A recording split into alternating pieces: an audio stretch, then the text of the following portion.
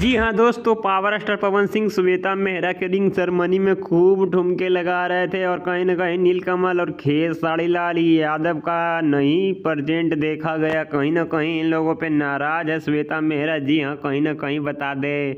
और power star Pawan Singh तो पूरा का पूरा बवाल मचा दिए। इनके शादी का रिंग सेरेमनी को बहुत ही ब्लास्ट कर दिए दोस्तों। और ये काफ़ी भोजपुरी इंडस्ट्री में काम करती थी। इनको आप लोगों ने चेहरा का मोहताज नहीं है श्वेता मेहरा। आप लोगों ने इनका बहुत सारा गाना सुना होगा और ये काफ़ी गाना में काम किया। नीलकमल, खेसारी लाल, पावर स्टार पवन सिंह, तमाम भोजपुरिया कलाकार के साथ ये गाना किया है दोस्तों। जी हाँ, कहीं ना कहीं पावर स्टार पवन सिंह के साथ ठुमके लगा के बहुत खुश हुई और श्वेता मेहरा को लगा कि कोई भी भोजपुरी इंडस्ट्री से नहीं आया, पर पावर स्टार पवन सिंह का आगमन हो गया दोस्तों।